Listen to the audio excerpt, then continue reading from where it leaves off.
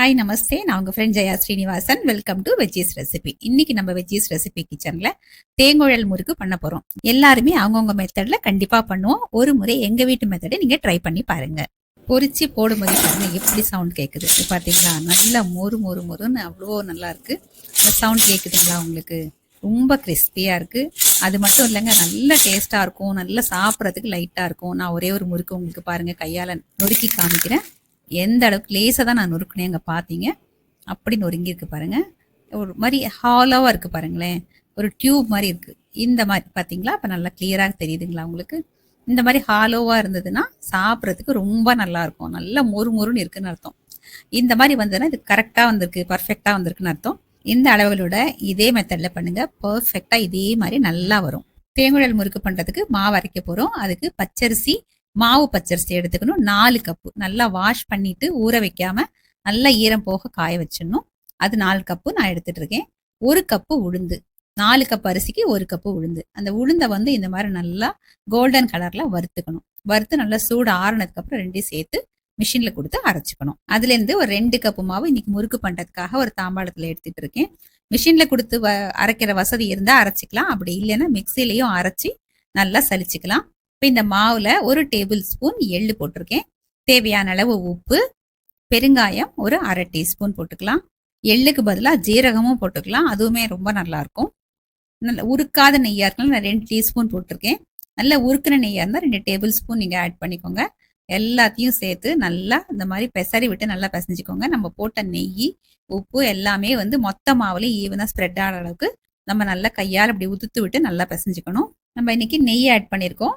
நம்ம வேணா பட்டரும் ஆட் பண்ணிக்கலாம், இல்லைன்னா எண்ணெயை நல்லா காய்ச்சி 1 கரண்டி அளவுக்கு இந்த மாவுல போட்டு மாவு பிசைஞ்சிக்கலாம். எல்லாமே மொறு மொறு நல்லா வரும். இப்போ தண்ணியை ஊற்றி கொஞ்சம் கொஞ்சமாக நல்லா பிசைஞ்சுப்போம்.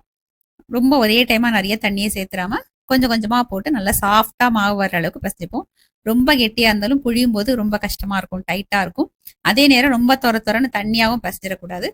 அளவா தண்ணியை கொஞ்சம் கொஞ்சமா போட்டு பிசைஞ்சிக்கிட்டே வாங்க. நம்ம தண்ணியோட அளவு கரெக்டா சொல்ல முடியாது. சில அரிசி வாகு தண்ணி அதிகமா தேவைப்படும், சிலதுக்கு வந்து கம்மியா தேவைப்படும். இருந்தாலும் இன்னைக்கு இந்த 2 கப்பு மாவுக்கு எவ்வளவு தண்ணி தேவைப்பட்டது அப்படிங்கிறத நான் உங்களுக்கு கரெக்டா காமிக்கிறேன். நான் இப்போ 300 ml தண்ணி எடுத்துட்டு இருக்கேன். அந்த கப்புல தண்ணி இருக்கு இல்லையா, அது வந்து 300 ml. எவ்வளவு யூஸ் ஆயிருக்கு அப்படிங்கிறத கடைசியில உங்களுக்கு நான் காமிக்கிறேன். பாருங்க, மாவு நல்லா இந்த மாதிரி சாஃப்டா பிசைஞ்சுக்கணும். ஹார்டாவும் இருக்கக்கூடாது, ரொம்ப குழக்குழன்னு இருக்கக்கூடாது. பாருங்க, கையில ஒட்டாம இந்த மாதிரி வரணும். இந்த அளவுக்கு நல்ல சாஃப்டான மாவா நம்ம பிசைஞ்சுக்கணும். இப்ப தண்ணியோட அளவு நம்ம பார்க்கலாம். 250 ml யூஸ் ஆயிருக்கு, 50 ml மிச்சம் இருக்கு. பிகினர்ஸ்க்காக சொல்றேன். தேங்குழல் அச்சு அப்படிங்கிறது இந்த மாதிரி இருக்கும். தேங்குழல் அச்சை முறுக்கு மோல்ட்ல போட்டு லேசா எண்ணெய் வந்து கிரீஸ் பண்ணிக்கணும். அதுக்கப்புறம் மாவை இந்த மாதிரி உருட்டி உள்ள போட்டுக்கணும். மாவை ஃபில் பண்ணிட்டு க்ளோஸ் பண்ணிக்கலாம். ஒவ்வொரு முறுக்கு மோல்டு ஒவ்வொரு மாதிரி இருக்கும். இந்த மாதிரி ஒரு பிளேட்ல ஒரு கரண்டியை வச்சுட்டு, நம்ம பொரிக்கிற கரண்டி இருக்கும் இல்லையா, அந்த கரண்டி வச்சுட்டு அதுல வந்து முறுக்கு வந்து நமக்கு எந்த மாதிரி சைஸ்ல வேணுமோ அப்படி நம்ம புழிஞ்சுக்கிட்டு இதை அப்படியே எண்ணெயில நம்ம டிராப் பண்ணிக்கலாம். டைரக்டாவும் புழியலாம். புதுசா புழியறவங்களுக்கு இந்த மாதிரி கரண்டியில புழிஞ்சு அதை அப்படியே எண்ணெயில விடுறது ஈஸியா இருக்கும். இந்த பாருங்க, இந்த சைஸ்க்கு நான் புழிஞ்சிருக்கேன். நம்ம சைஸ் எப்படி வேணாலும் புழிஞ்சிக்கலாம். கடாயில எண்ணெய் சூடாயிடுச்சு, நம்ம கரண்டியில புழிஞ்சோம் இல்லையா, அதை அப்படியே எண்ணெயில டிராப் பண்ணிட்டேன். இந்த மாதிரி ஒவ்வொன்றா புழிஞ்சு எண்ணெயில போட்டு பொரிச்சு எடுத்துக்கணும்.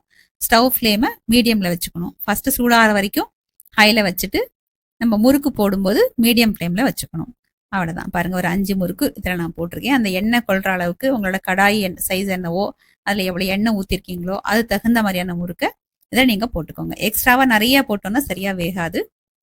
இந்த அளவுக்கு இதுல வந்து 5 வந்திருக்கு. இந்த அளவுக்கு போட்டு நம்ம பொரிச்சு எடுத்துக்கணும். முறுக்கு புழிஞ்சதுமே கொஞ்ச நேரத்துல அப்படி மேல மிதந்து வரும் பாருங்க, அப்ப நம்ம திருப்பி போட்டுக்கணும். அதே மாதிரி இந்த பபிள்ஸ் இருக்கு இல்லையா, அந்த பபிள்ஸ் ஃபுல்லா அடங்கினதுக்கு அப்புறம் முறுக்கை எடுத்துக்கணும். அதுதான் வந்து வெந்திருக்கு அப்படிங்கிறதுக்கு அர்த்தம். பாருங்க, இது 2லயும் பபிள்ஸ் அடங்கியிருக்கு, அதுல இன்னும் பபிள்ஸ் வந்துட்டு இருக்கு.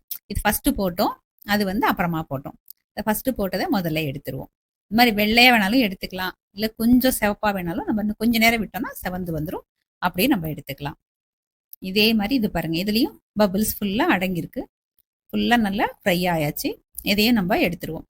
இது எடுத்ததுக்கு அப்புறம் அடுத்த ஈடு போடும்போது ஸ்டவ் ஃப்ளேமை கொஞ்சம் ஹைல வச்சுட்டு எண்ணெய் சூடானதுக்கு அப்புறம் மீடியம்க்கு மாத்திட்டு அதுக்கப்புறம் அடுத்த செட்டு நம்ம இதே மாதிரி எண்ணெயில பொரிச்சு எடுத்துக்கணும். இதே மாதிரி மொத்தமாவையும் இதே மாதிரி பொரிச்சு நம்ம எடுத்துக்கலாம். அடுத்த செட்டு பாருங்க, இந்த மாதிரி சத்தம் ஃபுல்லா அடங்கி இந்த பபிள்ஸ் ஃபுல்லா அடங்கினதுக்கு அப்புறம் முறுக்கு நல்லா ஃப்ரை ஆயிடுச்சுன்னு அர்த்தம். நம்ம எடுத்து ஒரு வடிதட்டுல போட்டுக்கலாம். இந்த பாருங்க எவ்வளவு சூப்பரா நல்லா வந்திருக்கு. இதே மாதிரி எல்லா மாவையும் பொரிச்சு எடுத்துக்கலாம். நல்ல உளுந்து வாசனையோட செம்ம கிறிஸ்பியான தேங்குழல் முறுக்கு சர்விங்க்கு ரெடி. இந்த ரெசிபியை கண்டிப்பா ட்ரை பண்ணி பாருங்க.